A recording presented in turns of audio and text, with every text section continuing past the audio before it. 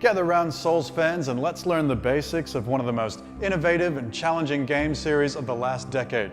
I'm Jeremy, aka Junglist, Australian games critic and huge Dark Souls fan. And I'm Michael, otherwise known on YouTube for my Dark Souls videos as Vati Video. The Souls series tests the resolve of those who play it, and perhaps you're here because you feel unequipped. Rest assured that after watching this short video series, you'll have everything you need to tackle Dark Souls 2. And that's whether you're a new player or a veteran looking to see what's changed. We've chopped these videos up into little bits so you can just tackle the bit that you want to know more about. So see the description below. If you're new to Dark Souls, you'll want to watch these videos. If you're a veteran and you've been there, done that, we have a section towards the end specifically about what's new in Dark Souls 2. Shall we get started? Absolutely.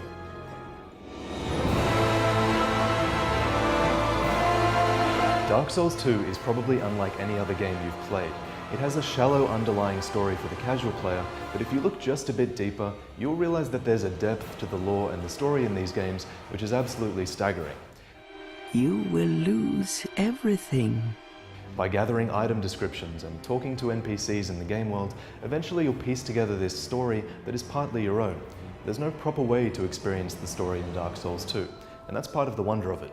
But to get to that point, guys, you're going to have to master their combat, and that's where we come in.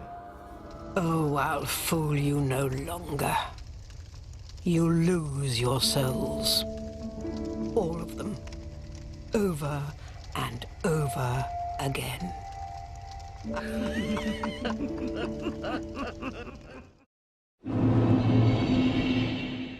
Let's start out with what's on your screen. Right here is your health bar. When you start Dark Souls 2, your ability to heal is limited, so every little bit counts. Whenever you take damage from enemy attacks, environmental traps, or obstacles, this bar depletes. If it reaches 0, then you die.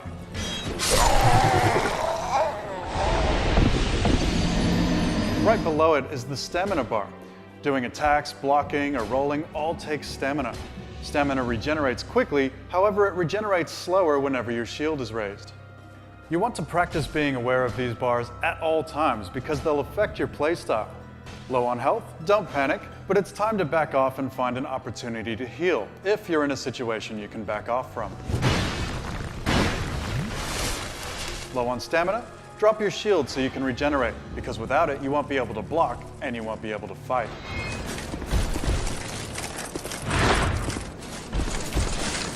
Down in the bottom left, you've got your right-hand weapon and left-hand weapons. You can have 3 of each accessible at any one time.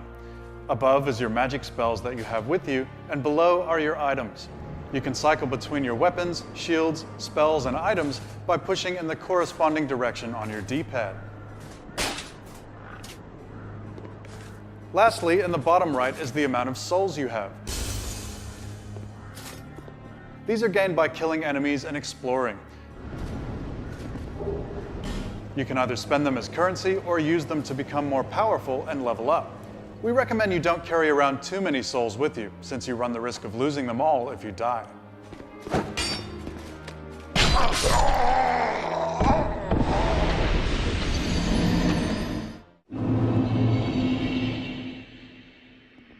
The class you start as in Dark Souls 2 is absolutely no guarantee of where you'll end up. The warrior may become the holy cleric, or the sorcerer may forsake his books and become the knight. Remember, all your starting class does is give you a small boost to the stats you'll need for that playstyle. But before we get to stats, we'll need to explain where you level up and how you actually do it. Back in Majula, you'll find the first bonfire. Right near it will be a woman named the Emerald Herald, who you should have a chat with. Are you the next monarch? Or merely a pawn of fate? Bearer of the curse? She provides you with your first Estus Flask, your most treasured healing item. She also offers you the ability to level up your character should you have the souls to do so. Take this with you.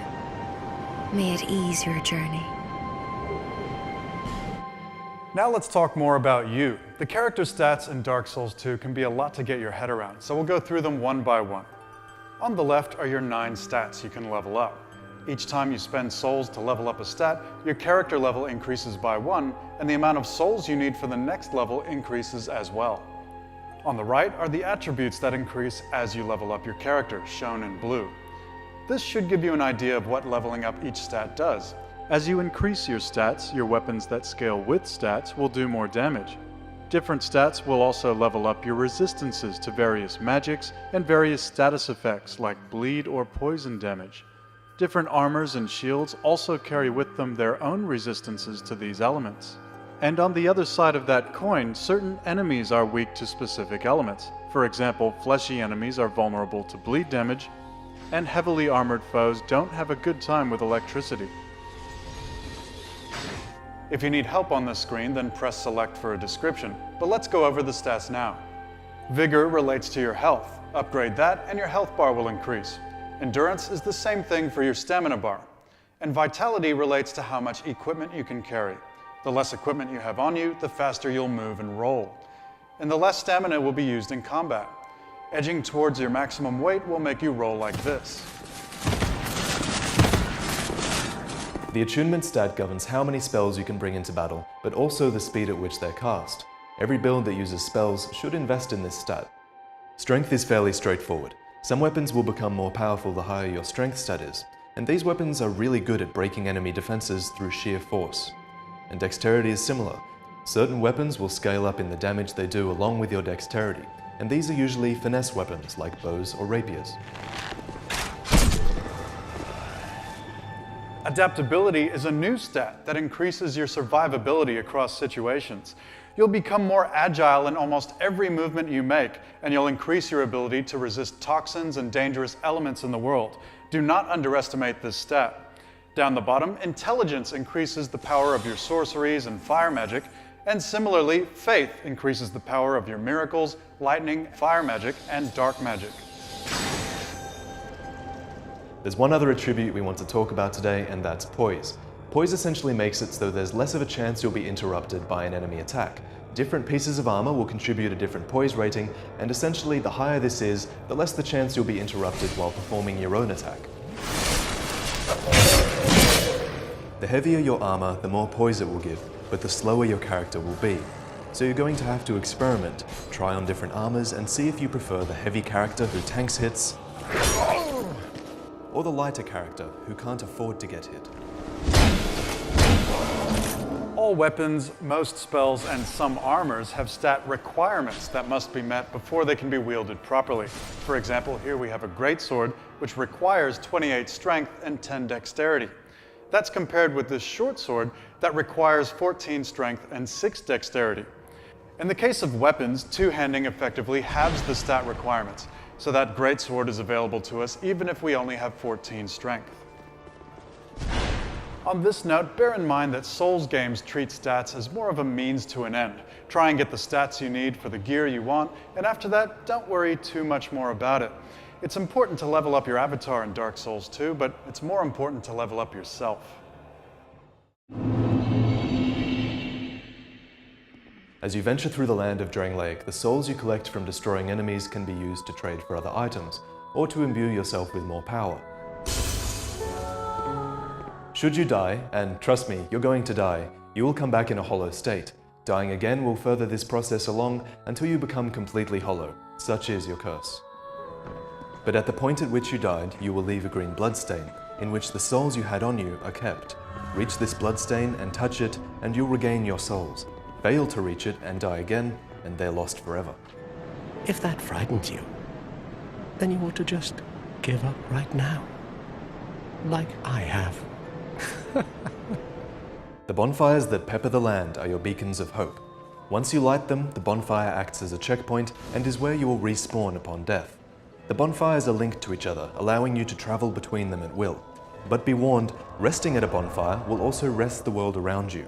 Your health and potions will be replenished, but all enemies will return. In Dark Souls 2, we see what permanent changes we can make to the world before it's time to sit by the fire.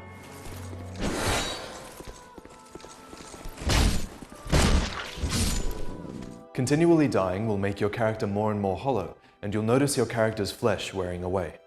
More importantly though, your maximum health will edge lower and lower every time you die, eventually stopping at 50%.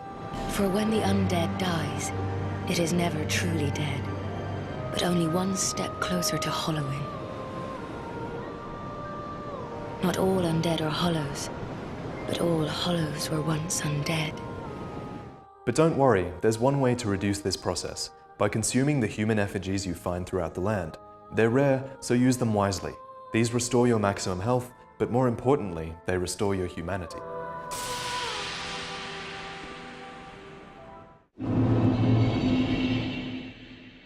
Be careful out there. There's talk of unsavory bandits who prey upon travelers like yourself. So let's talk combat. For newcomers to the game, it's important to realize that this is not God of War. This isn't a button-mashing combat system. You don't swing first and ask questions later. Far better to take a reactionary approach to combat.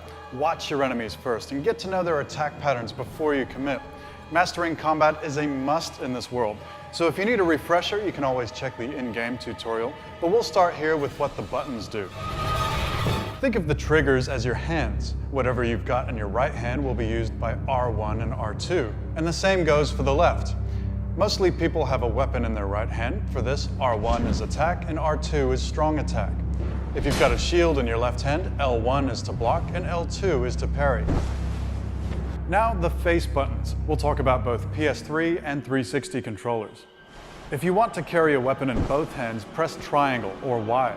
This will enable you to do more damage with the weapon. However, attacks will take more stamina and take longer. If you want to carry two of the same weapon, you get a special benefit. Hold down the triangle button while holding both of these weapons, and you'll enter a special stance that allows you to attack with both at once. To perform many actions in the world, like opening doors or resting at bonfires, press X for PS3 or A for 360. Using an item is square or X. These are things like swigging your restus or applying weapon buffs. Down on the D-pad changes which item is selected, right changes what's in your right hand, left changes what's in your left hand, and up changes which magic spell you have selected. We've deliberately left one button for last, and that's your roll button. This is circle or B, and you'll find it very important to roll in Dark Souls 2. There's a small window during your roll when you're invincible to most attacks, which means if you time it right, you can use it to evade almost anything. Holding down the roll button will make you sprint, and while sprinting you can jump by pressing down on the left thumbstick. It's the only jump button in the game. Use it to get to tough areas.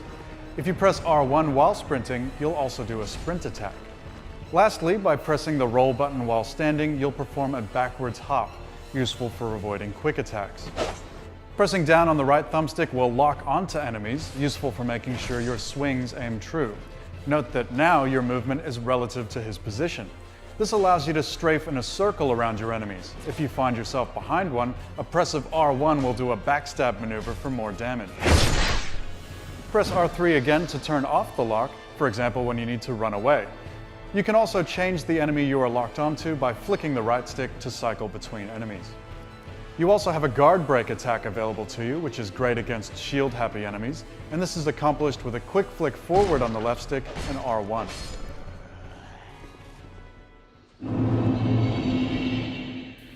Every part of combat revolves around the weapon you use, and that's because weapons differ in more than just stats. Different weapons have different movesets, and different classes of weapon have different styles. The most effective builds are those built around the weapon you use. In Dark Souls 2, there is something called weapon scaling, where weapons become stronger depending on your stats. For example, some weapons become much stronger the higher your dexterity is, and this degree of scaling is visible here. From best to worst, degree of scaling is S, A, B, C, D, E. You should check this on every weapon you use because some weapons may become more powerful with scaling. If you want to compare weapons, equip one and look at alternatives in your inventory. Ones with higher damage output will have a blue value here, and ones with lower damage output will show a different value in red. But remember, weapons are more than just the damages they do. It's about their range, their moveset, their speed. Find a weapon that suits you. Swords are good all-rounders, with some thrusting and some slashing attacks. Most of the time, both strength and dexterity increase the damage effects of swords equally. As you can see here, this sword has a C scaling in both strength and dexterity. Axes and maces are more strength-based, and after successive attacks are better at wearing down your opponent's guard. This triggers a state of weakness which you can capitalize on by tapping R1 right in front of them. Again, the strength scaling of these weapons are seen here. Other weapons like bows, rapiers and scimitars require a bit more finesse, and the damage you do with these will scale as you increase your dexterity level. The wide horizontal sweeps of the great weapons are perfect for taking on multiple enemies at once. As you can probably tell, these weapons require a huge investment in strength to wield properly. But in the more claustrophobic altercations, you'd be better off with a thrusting weapon, like a rapier or a spear. These thrusting weapons can also be used while holding up your shield. There are also magical or blessed weapons which scale up with intelligence or faith respectively. These supplement the abilities of the sorcerer or the cleric, giving them a viable melee option. You'll also notice that weapons use different amounts of stamina, and each has their own animation and time for attacks and recovery periods. It's important to understand how long your attacks take to execute and recover, because during this time you can't block and you're vulnerable. There's so much to tell you, but the most important thing we can say is to be observant. Enemies have their own move sets and styles. If you're observant, you can take note of enemy attack patterns, learn the best method for beating them, even if it's through trial and error. For example, this enemy will always attack you after you hit him with his shield up. Get behind him and backstab him, or break him down with a guard break attack. Try learning how to bait enemies into attacking you, so you can either block or avoid their attacks, and then retaliate with your own.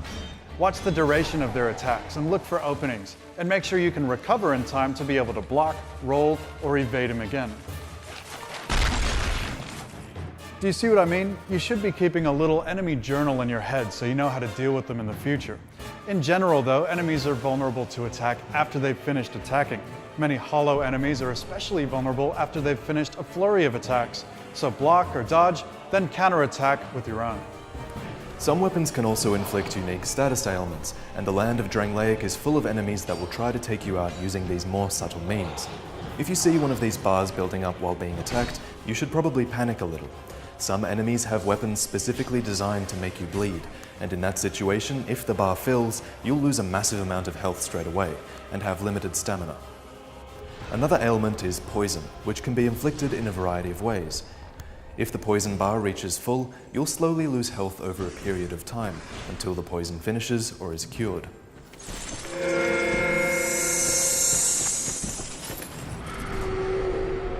One can also be cursed in Drangleic, and cursed items will damage your maximum health as long as you're near them or until you destroy them.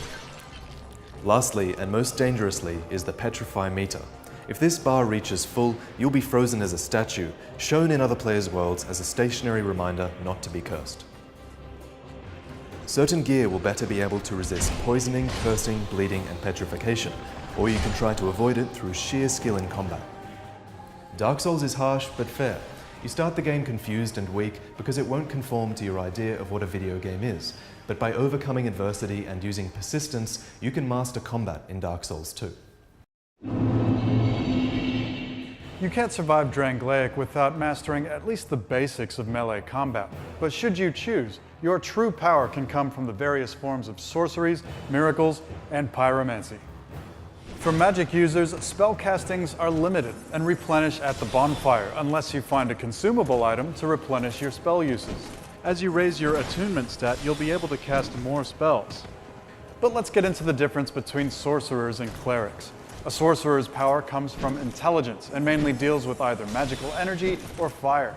You need catalysts to cast these spells, such as a staff, and these are held in your hand and used like a weapon with R1 to cast. Pyromancers require a pyromancy hand to cast their fiery incantations. Clerics are the holier magic users, and their power comes from faith. Their miracles deal in holy energy and lightning, and are also associated with dark hex magic. Instead of catalysts, miracles are cast with a blessed item such as a chime. You can increase your damage and magic by upgrading your staff, chime, or pyromancy hand, just like you would with a melee weapon. Sometimes you'll buy spells from merchants. Sometimes you'll find them around the world of Drangleic. Miracles began as tales told by gods. We preserve their will with lore, pray to their greatness, and are blessed in return. And now, you can have this power for yourself. But all magic users need to level the attunement stat, which governs how many spells you can bring into battle. It's up to you to decide how much you'll need, but raising your attunement stat also raises the speed at which you cast spells, and you can bet the fiends of Drangleic won't let you take your time.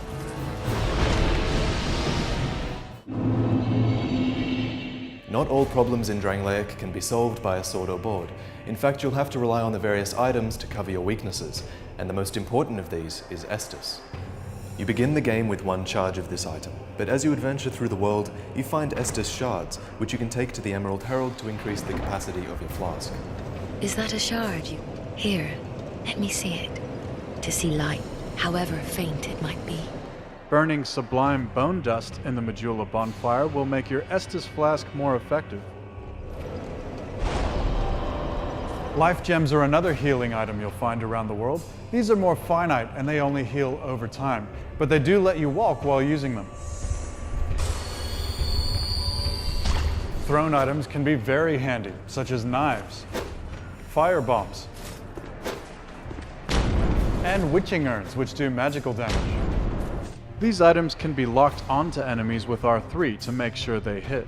Through constant use, your held equipment will also degrade, and you can see the status of your equipment in its own little health bar right next to it. This is replenished when you rest at a bonfire, but because some pieces of equipment are hardier than others, you might need to make use of repair powder, sold at the blacksmith. By rubbing resins on your weapon, you can imbue it with additional power. Pine resin, for example, will add lightning damage. Similarly, you can increase your resistance to these elements with burrs. An orange burr, for example, will increase fire resistance. These are items you'll either find through exploration or through combat.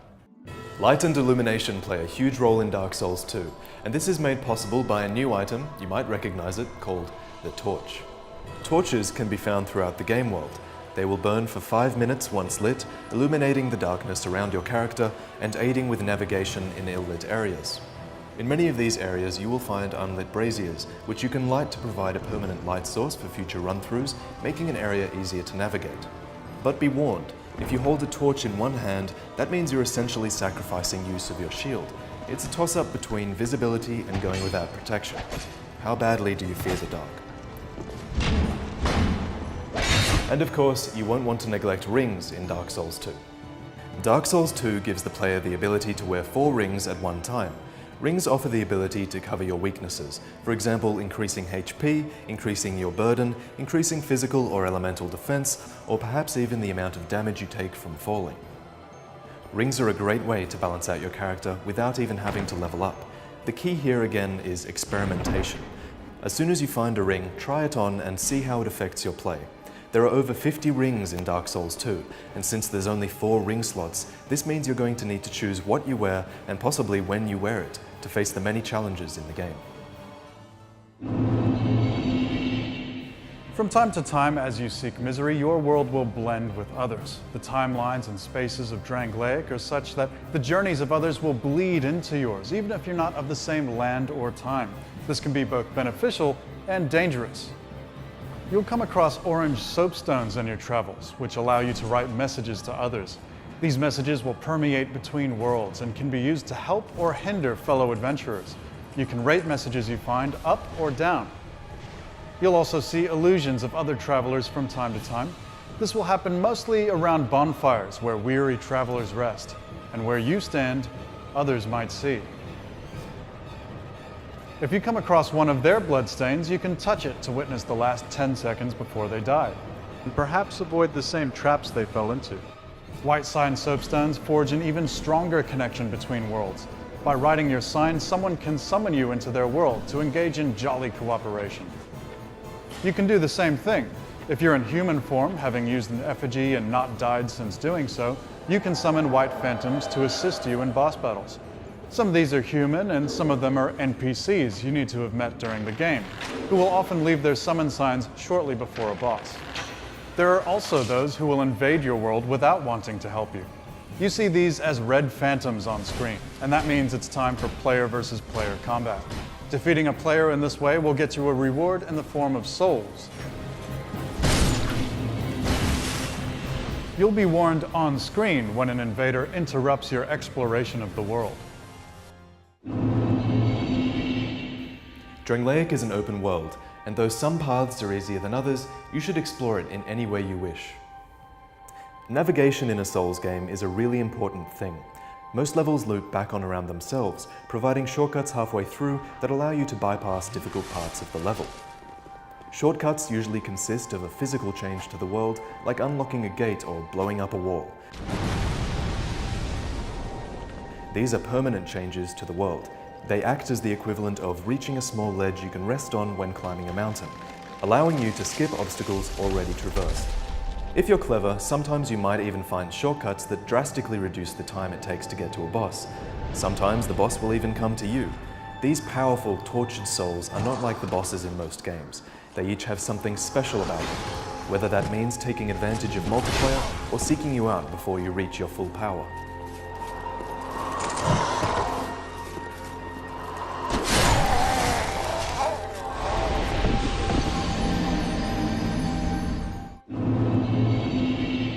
If you're going to beat those tougher enemies, you're going to need some advanced combat skills, and one of the best to know is parrying. Keep in mind a successful parry just knocks them back. You need to take a step forward and hit R1 to perform the coup de grace.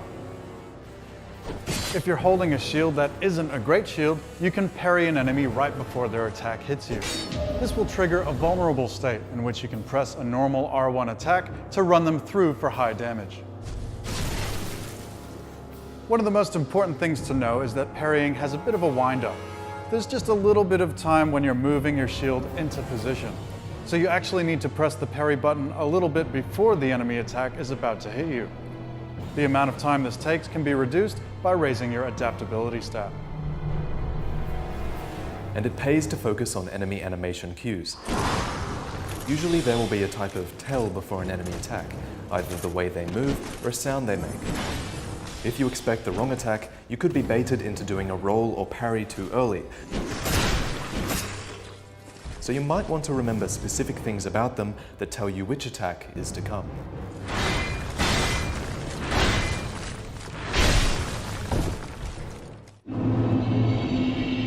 Your weapons and armor can be upgraded with various materials you'll find throughout your journey.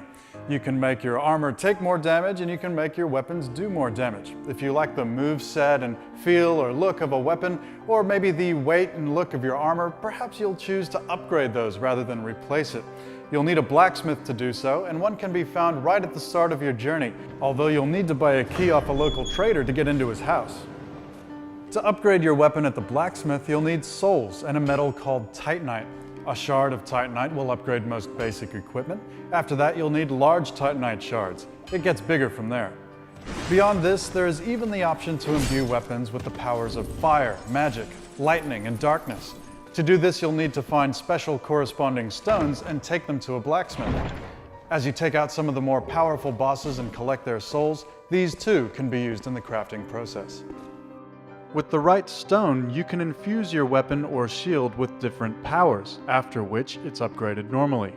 You can infuse weapons with the power of magic, fire, lightning, or dark, in which case the weapon becomes more sensitive to your relative stats.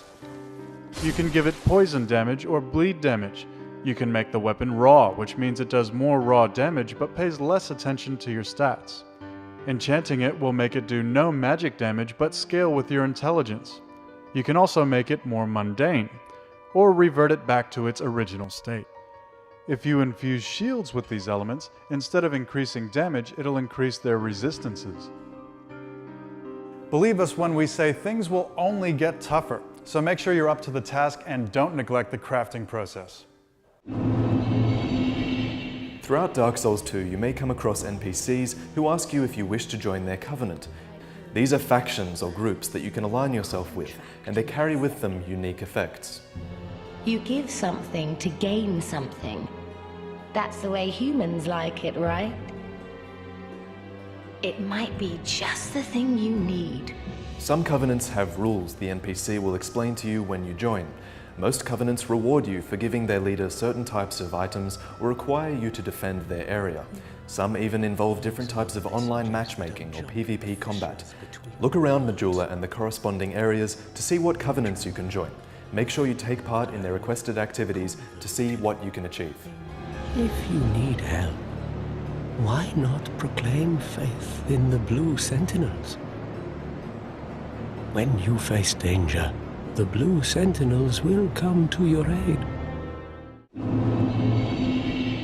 If you've been watching this tutorial series so far, you'd know we've covered everything, from magic to crafting to combat, but this section at the end is purely for people who know Souls games, and for people who want to know what's different in Dark Souls 2.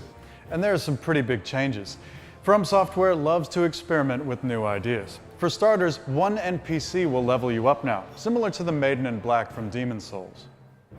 You can find this NPC in the starting area of Majula, close to the bonfire. Speaking of bonfires, you'll be able to warp between bonfires now, right from the start. No Lord Vessel necessary. And you'll need the extra help. Avoiding your human form no longer protects you from those wanting to invade your world, though some of the covenants might help. And dying now slowly decreases your maximum hit points down to a minimum of 50%. You can reverse this by using a human effigy, which reverses your hollowing. These are rarer than humanity though, so use them carefully. Dark Souls 2 will allow far more diverse playstyles, whereas before entire categories of weapons were useless, like axes or whips. You'll find a lot is viable in Dark Souls 2. Everything's here for a reason. Build a character around bows and arrows if you want, which can now be used while moving in combat. You can now effectively dual-wield weapons. Shields can be two-handed for extra damage mitigation. And if you desire, you can even carry a sword and shield left-handed. The adaptability stat is an important new addition. Parrying will now knock your opponent to the ground, making them vulnerable, but you can do multiple parries in succession. When fighting multiple enemies, the choice is yours whether or not to follow through with your riposte. It's worth noting that now lightning magic is associated with faith, and fire magic is associated with faith, also with intelligence. Certain enemies in Drangleic will be able to petrify you. If this meter builds up, that's an instant death. Now that we've explained much about the world of Dark Souls 2, we'll offer you some tips to help you get through it. Don't worry, we won't spoil anything. Dark Souls is very much about exploration and learning how to overcome the enemies and traps, but we'll just help you improve your skills so it all won't seem so hard. So here we go, starting with combat. Number 1. Learn how to bait enemy attacks. Moving into striking range of enemies and quickly moving back, or striking enemy shields when they're raised, will often cause them to launch into a combo of strikes. This is called baiting. Once the enemy finishes their attack moveset, they will be open to attack as they recover. Even better, you can learn to roll through one of their combos and be able to go for the backstab or heavy R2 attack for maximum damage. Remember, nearly all enemy attacks can be rolled through, but this is only if you get the timing right. However, be aware that rolling consumes stamina, so be sure to focus on evasive movement as well, as this uses no stamina at all. Baiting is one of the most important parts of combat. It allows you to become familiar with an enemy's moveset, and it also helps you practice moving your character around, often through groups of multiple enemies, all without being hit. Number 2, try to separate enemies in combat. You're always better off fighting enemies one-on-one. If you see two enemies in the distance, then move towards one first and try to take one out before the other. To aid in this, you can use items like knives or the bow and arrow, or bolts and crossbows to hit the first target, which will draw him towards you so you can finish him off alone. Knives are excellent for this type of combat. For long distances, use the bow and arrow. For instances where multiple enemies are unavoidable, use your skill and maneuver them into tight corridors or doorways where they can only attack you one at a time. You can also bait the closest enemy and quickly attack them before the other enemies can get into range. Remember not to be greedy. As you swing your weapon, the enemy is recovering. Number 3. Most enemies function on a distance-based awareness system for aggression. This means you can inch forward towards one enemy, possibly not alerting others nearby to your presence. As soon as enemies become aware of you, they will usually come to you to attack, unless you use ranged weapons like bows or arrows or sorcery. You can then dispatch them far easier in a one-on-one fashion. Number 4, have your shield up only when necessary. Holding your shield up slows stamina recovery. All melee combat and sorcery uses stamina, so you need as much of it in combat as possible. In learning the animations of attacks of your enemies, you should become familiar with the fact that you only need to block exactly when you're being hit. During combat, I'll just usually tap L1 to raise my shield in the very small window of when I can be hit, which means my stamina is always recovering as fast as it can. This makes a huge difference in combat with multiple enemies or against bosses who constantly attack. Number 5. Experiment with damage potential and reduction of both weapons and armor. All weapons have set stats for how much damage they do, and you can check these when browsing for weapons at the blacksmith or any other dealer by checking them in your menu when you find one in the world. Find a balance between the weapon with the most damage potential and the one with the moveset you favor most. Personally, I can't go past the battle axe at the start of the game. It has a great moveset for R1 attacks and R2 heavy attack, a short recovery time between attacks, and can be upgraded to do good levels of damage. You might like lighter weapons, or maybe weapons with a bit more reach, or maybe weapons that favor a dexterity build. However, it's important to check all equipment available to you and see what suits you best. Okay, now we can move on to your character. Number 1, of high importance to anyone new to Dark Souls is leveling up whenever possible. While you have to warp back to Majula, leveling means that your character can do more damage and take less damage. There's no avoiding the fact that you are going to get hit a lot and die in this game, but leveling your character up will help you do this a lot less. If you want to use specific weapons, be aware of their stat requirements and level up accordingly. There's no real shame in starting another game as well, having realized that you spent your souls the wrong way, or bought the wrong weapons, or even killed the wrong NPC. There's also an item you'll get early on called the Soul Vessel, which allows you to reallocate your stats. Try to keep your equipment load below 60%. Your equipment load is the weight of your equipped gear as a percentage of your maximum. It only includes items on your person, not those in your inventory. That is, selected shields, armor, weapons, and items.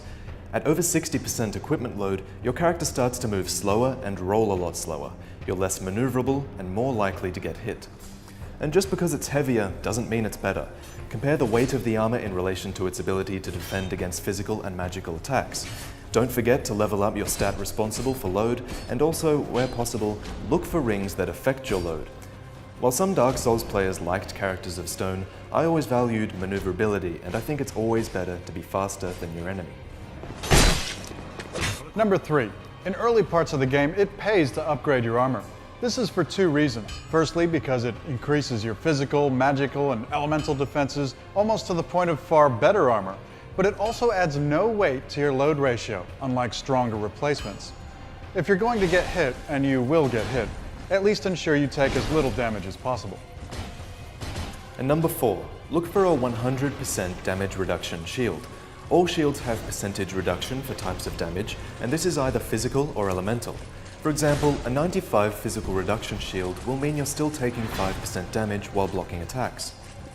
You can't always roll because of the need to conserve stamina, and among multiple enemies you might roll out of one attack into another, so you really need to find a shield to block 100% of damage. Unfortunately, these seem rarer in Dark Souls 2. You can also upgrade your shield, just like your armor, and this also helps in its ability to protect you from damage. Lastly, a little bit about the game world. Number 1, explore all areas of the world. Look for invisible walls, hidden paths, and areas that look like they can't be accessed. You may see a soul resting in an area that looks out of reach. Chances are that this soul or item is something of extreme value. If you can, rotate the camera right around to see if you're missing anything above or below you. You never know what you'll find.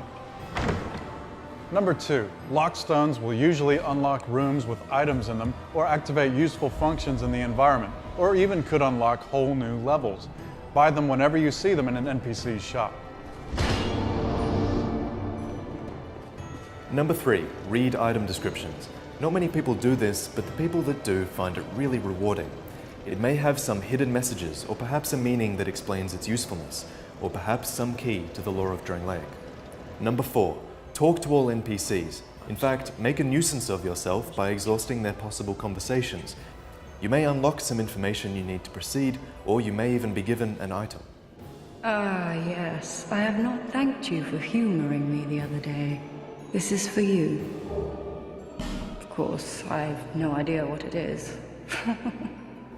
Also, it's just generally a good idea to buy something from each and every NPC you come across. Some may offer additional information after you do so, or maybe even perform other services for you at other locations. That's everything to bring you up to speed. We left plenty for you to discover on your own.